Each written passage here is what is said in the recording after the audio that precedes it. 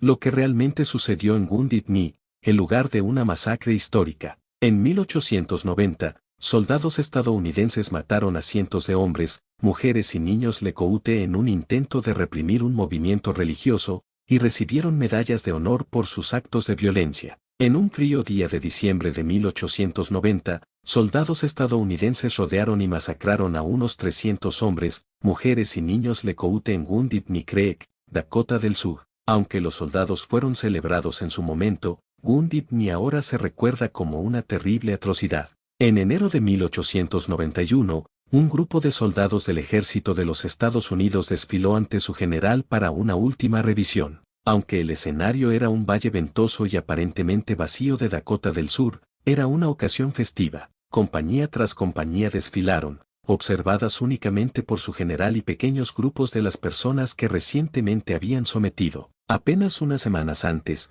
500 de estos hombres en marcha habían masacrado al menos a 300 hombres, mujeres y niños Lecoute. 20 de los soldados pronto recibirían la Medalla de Honor, la condecoración más alta y prestigiosa del ejército estadounidense, por sus acciones en Wounded Knee. Más de un siglo después, legisladores y activistas exigen al presidente Joe Biden que revoque las medallas otorgadas a los soldados que participaron en las matanzas. Antaño promocionada como una victoria contra un enemigo indomable, Wounded Knee se recuerda hoy como una auténtica masacre. Los orígenes de la danza fantasma. La masacre de Wounded Knee fue una reacción a un movimiento religioso que brindó una esperanza fugaz a los indígenas de las llanuras, cuyas vidas habían sido trastocadas por la colonización blanca. El movimiento de la danza fantasma se extendió por las tribus indígenas del oeste estadounidense a partir de la década de 1870. Se basaba en una serie de enseñanzas de los curanderos Paiute, quienes profetizaron que una inminente convulsión llevaría a la erradicación de los hombres blancos de la tierra y al resurgimiento de los indígenas americanos. El movimiento adquirió rápidamente una importancia especial para el pueblo Lecoute de Dakota del Norte y del Sur.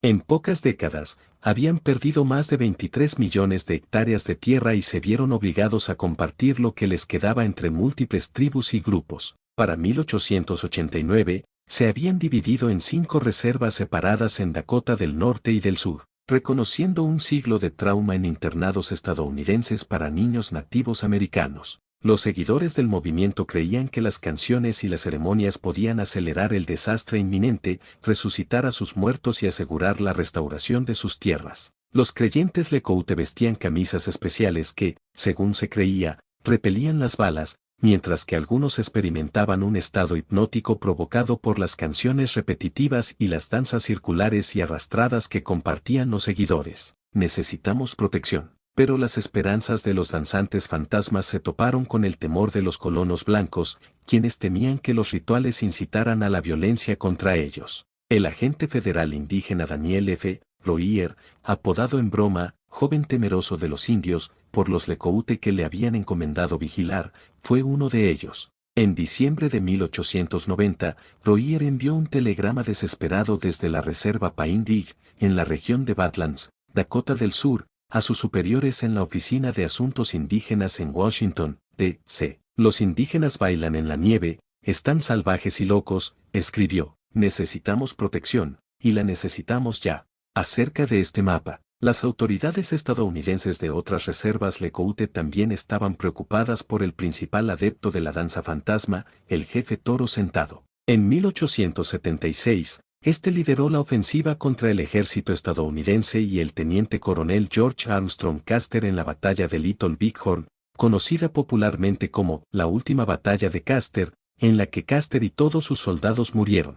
Aunque técnicamente era un prisionero de guerra retenido en la agencia Standing Rock en Dakota del Sur, Toro Sentado había recibido un permiso especial para viajar por el país como artista, el más famoso de los cuales fue con el espectáculo del salvaje oeste de Buffalo Bill Cody en 1885. Pero cuando Royer telegrafió a sus jefes en 1890, Toro Sentado había regresado a Standing Rock y había indicado que permitiría que los bailarines fantasmas se reunieran en su campamento. La guerra contra la danza fantasma. Convencido de que el movimiento representaba una amenaza para los blancos, el ejército estadounidense prohibió las ceremonias de la danza fantasma en todas las reservas en diciembre de 1890 y comenzó a movilizar tropas por toda la región. El gobierno federal había planeado inicialmente que Buffalo Bill Cody intentara convencer a Toro Sentado de que obligara a los bailarines a retirarse, pero Cody fue interceptado en el camino por oficiales del ejército y se le ordenó regresar. El ejército estadounidense ahora planeaba arrestar a Toro Sentado. El 15 de diciembre de 1890, unos 40 policías nativos americanos empleados por la agencia india se reunieron con Toro Sentado e intentaron detenerlo. Al resistirse, se desató una escaramuza y Bullhead, el teniente de policía, disparó y mató a Toro Sentado. Algunos miembros de la banda de Toro Sentado huyeron durante la noche y se dirigieron a reunirse con el medio hermano del jefe asesinado, el jefe Spatty Delk, en otra reserva. Convencidos de que las tropas federales matarían a más jefes, Spatty Delk y sus aliados se dirigieron al sur, a Pine Ridge, en busca de protección. Pero el clima y las enfermedades ralentizaron su ritmo. El 28 de diciembre, se encontraron con tropas del ejército, quienes les indicaron que se dirigieran a Wounded Knee Creek. Esa noche, mientras los Lekoote acampaban en Wounded Knee, unos 500 soldados rodearon a los aproximadamente 300 hombres, mujeres y niños.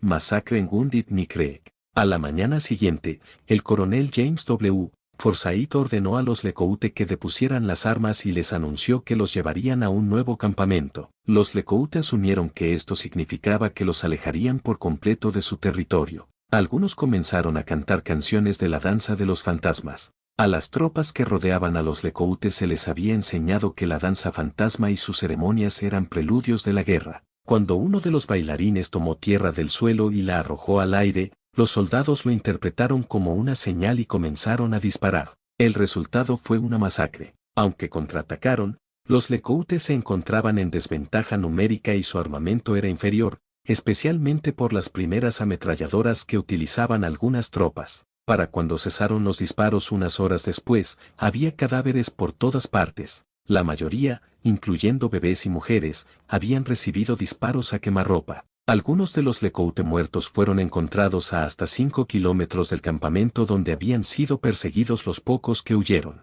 El ejército estadounidense recuperó a sus propios muertos, pero dejó que las víctimas Lekoote se congelaran durante la ventisca de 3 días que siguió. Antes de arrojar los cuerpos congelados a una fosa común, muchos soldados desnudaron a los Lekoote y guardaron sus camisas fantasma como recuerdo. 25 soldados del ejército murieron durante los combates, muchos de ellos por fuego amigo. Aunque no se conserva un registro fiable de las víctimas Lekoote, los historiadores contemporáneos estiman que murieron al menos 300. ¿Batalla o masacre? Tan pronto como se supo del incidente, la gente comenzó a discutir sobre cómo definir lo sucedido en Wounded Knee. Forsyth fue relevado del mando tras la masacre. Su conducta fue investigada, pero defendió sus acciones y fue restituido rápidamente. Los periódicos estadounidenses que habían seguido con entusiasmo la concentración de tropas en las Lekootes la describieron como una batalla necesaria, los colonos blancos locales la celebraron como una victoria sobre un pueblo belicoso. Para proteger nuestra civilización,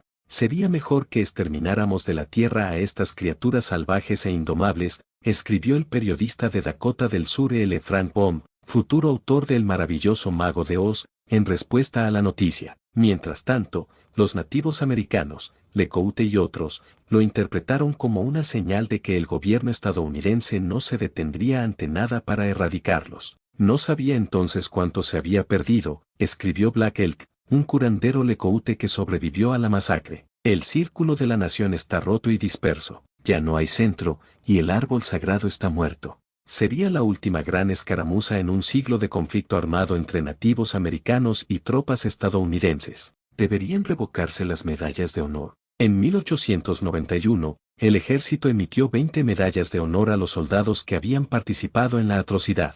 Con el paso de los años, la opinión pública sobre el incidente cambió a medida que los historiadores profundizaban en los acontecimientos que lo rodearon. Entierren mi corazón en Wounded Knee, la historia de Dee Brown de 1970 sobre cómo las acciones de los estadounidenses blancos a lo largo de la frontera devastaron a los nativos americanos, vendió millones de ejemplares y convirtió a Wounded Knee en un nombre conocido. Y como parte de la lucha más amplia por la soberanía de los nativos americanos, los participantes del movimiento indio americano llamaron la atención sobre la masacre, incluso durante una toma de Wounded Knee en 1973, en la que 2 activistas fueron asesinados. Aprenda más sobre la lucha por la soberanía del movimiento Poder Rojo. Wounded Knee se convirtió en un grito de guerra para los activistas, quienes denunciaron cómo siglos de robo de tierras, incumplimiento de tratados y asimilación forzada afectaron a los nativos americanos. En 1990, el Congreso se disculpó formalmente por la masacre. Las peticiones de revocar las medallas se han intensificado.